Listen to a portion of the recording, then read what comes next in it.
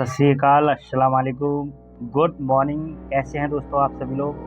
और दोस्तों आज की जो कहानी है ना, एक सच्ची घटना पर आधारित है। आपने ऐसी कहानी आज तक नहीं सुनी होगी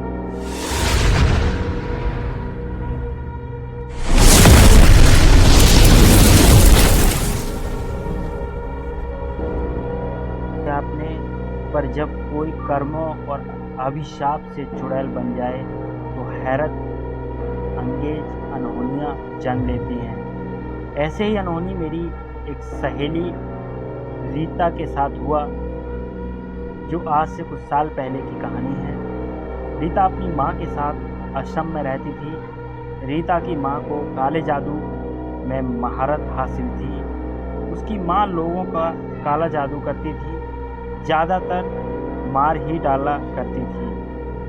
हर अमावस की रात को रीता की माँ जंगल में एक जगह बनाकर अपने काले जादू को अंजाम देती थी। कभी जानवरों की बलि देती थी तो कभी लोगों की और कभी बच्चों की।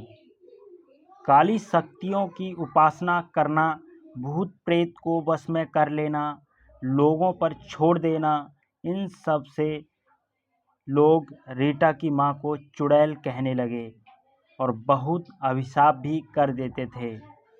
एक दिन रीटा ने अपना घर छोड़ दिया और कुछ दिन बाद अपने पसंद के लड़के से शादी कर ली। फिर भी रीता की माँ में कोई सुधार नहीं आया। अपनी काली शक्तियों के दम पर रीता की माँ ने सारी हदें पार कर दी थीं और वो दुनिया पर राज करना चाहती थी। इसके लिए वो कई और मासूम लोगों और बच्चों की बलि देने लगी। भगवान का भी कोई डर नहीं था और किसी भी धार्मिक स्थल में नहीं जाती थी। कोई भी रीटा की माँ से संपर्क नहीं रखता था। वो बिल्कुल अकेली पड़ गई। कई सालों तक रीता की माँ अपनी काली शक्तियों को लोगों पर आजमाती रही। वे वेलगांव होकर काले जादू से जो चाहती हासिल करती थी, लेकिन बुराइयों का अंत एक दिन होना ही था। रीता की माँ शायद भगवान के न्याय और कर्मों के फल का मतलब भूल चुकी थी। रीता की माँ अचानक बहुत बीमार हो गई। उसे लकवा मार गया। इस बार उसका काला जादू भी नाकाम रहा। उसका ख्याल रखने वाला भी कोई नहीं था। डॉक्टर के इलाज शुरू करने से पहले ही उसका हाल और भी खराब हो गया। जितनी भी आत्माएं और भूत प्रेत को उसने अपने बस में किया था, वह सारी काली शक्तियां उस पर ही भारी पड़ गईं। जितने भी मासूम लोगों और बच्चों की बलि उसने दी थी, उन सब की आत्मा अब रीटा की माँ के शरीर को नोचने लगी थी।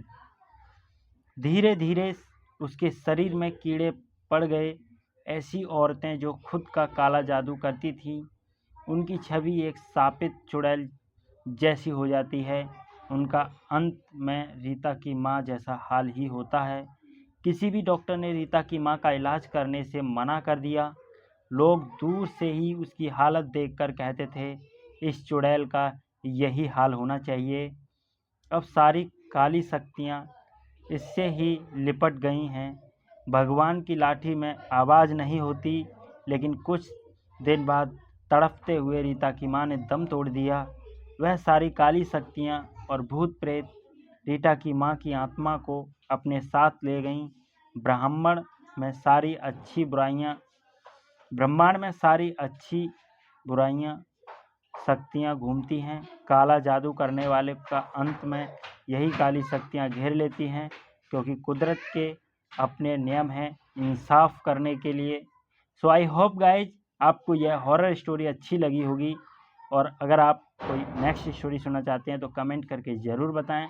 थैंक यू सो मच दोस्तों। अगर आप हमारे चैनल पर नए हो तो फटाफट जाके चैनल को सब्सक्राइब करो और वीडियो को भी शेयर कर दो। Thank you so much.